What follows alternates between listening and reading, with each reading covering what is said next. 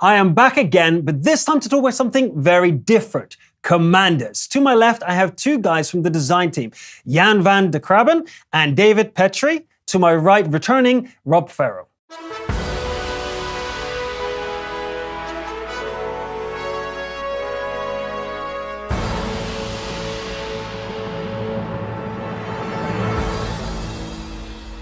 Commanders, a big feature in Total War Arena, and we're here today to discuss that fact. So I think the opening question should be simply, guys, what is a commander? What's their purpose in Total War Arena? The commander determines your playstyle. So even though you might be taking the same troops into battle that you've taken with a different commander, because each commander has a set of 3 abilities, or each of which are different, that will greatly influence how you're going to use your units in battle, whether you play more offensively, more defensively, whether you're more support. That's basically how each commander will offer you a new look and a new angle and a new play style with every type of unit, really. Yeah, they're quite empowering as well, right? They're captivating.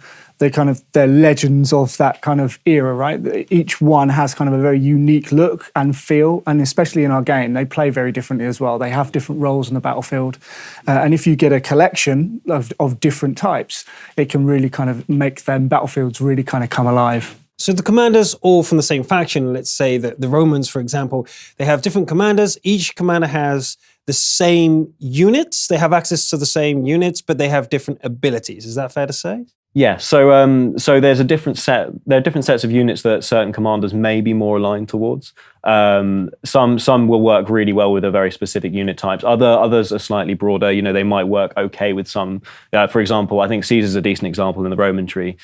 He works really, really well with missile units and with artillery, but he also is actually pretty competent with infantry. You just have to kind of realize a way to play him. Obviously, the way you play that infantry unit would be very different to how you would play it with Germanicus, who's really like a heavy-hitting melee person. Caesar would have to play more support in that role, but he still can go up to the front line and hang around and sort of make the right push at the right time with that unit. And the abilities that we choose for each commander are somewhat based in history as well.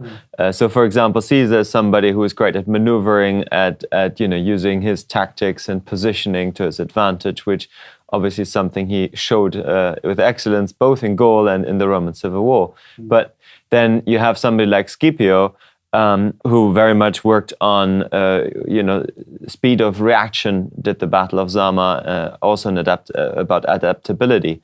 You don't start off with these 3 abilities that make them epic, right? Or do their abilities change over time? Or do they start with just 1 or none? And like, how does this progression work? So the progression, obviously, as you said, doesn't give you everything at the start. So what we did, we tried to balance kind of interestingness with ease of use. So when you start at the game, you kind of get the bread and butter ability of that commander, something that you can use in many situations, something that's pretty obvious how to use it. And then as you level up at tier 3, you get the second commander ability in, which usually is something slightly more complex that requires a bit more thought or tactics. And then at tier 6, you get kind of the top level ability that is the absolute signature. It's also usually the strongest ability of that commander.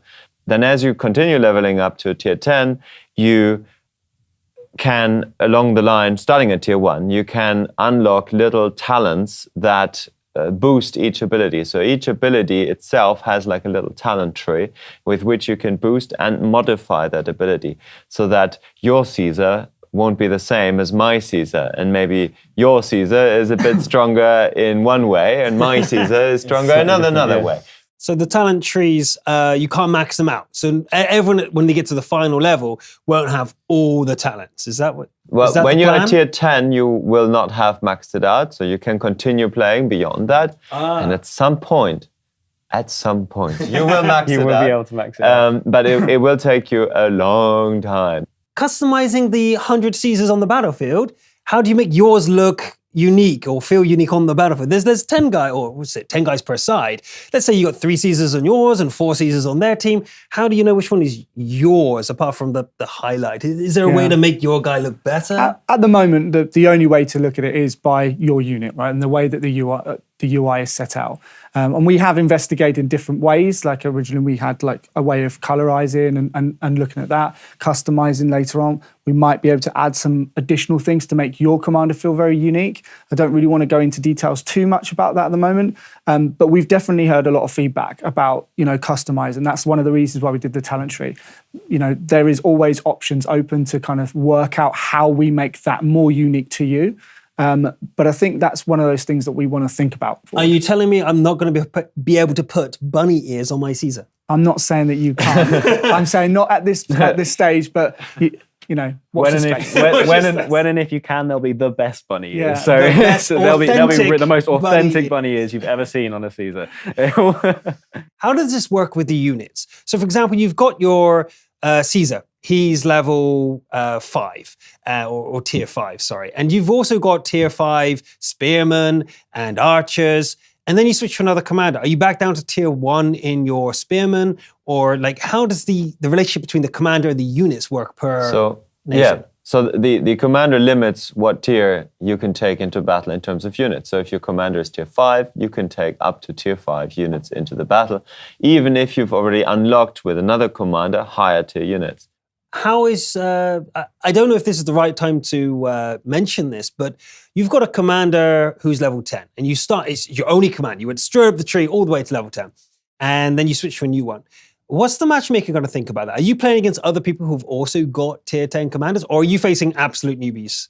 You're able to just crush them with your experience and your maxed out units. Like, how's that going to work? So the matchmaking does take your experience into account. It also kind of protects newbies from high-tier players.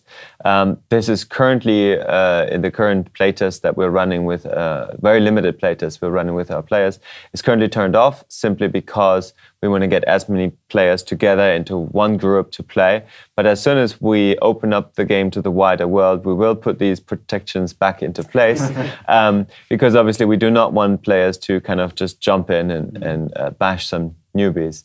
Because a high-level spearman group who've got the extra weapons and stuff will just be better in general than the other groups, right? Well, if you come in with high-level spearmen, for example, you will be matched with other high-level spearmen. But the one thing that you can do is you can take a high-tier commander, equip him with low-tier units, and then enter matchmaking.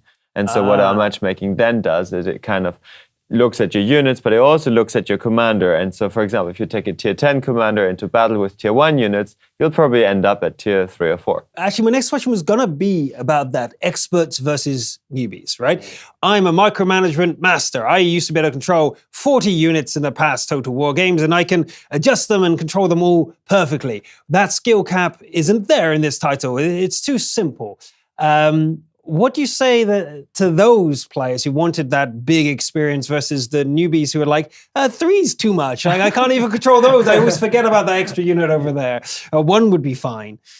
The granularity of control that you have in Total War Arena is so much higher than in the previous titles. And you need to micromanage. Yeah. Whereas in our other titles, all the units, actually I think every single man in every single unit has a bit of a mini AI. So they kind of go around and try to figure out what's best in this situation. In Total War Arena, the men do exactly what you tell them to, and nothing else. Which is critical for a multiplayer game, right? This is a competitive multiplayer game. So the fact that the units do exactly what you tell them is really important, and so yeah, it's very important that does happen, right? And also the combat resolution, the speed of movement is so much slower in the large-scale battles that we have in our other games, whereas in Total War Arena, the pace is so much faster. When you're engaged in battle, your units react instantly, they move faster, they turn faster, the combat is resolved faster. So it's a very different gameplay experience that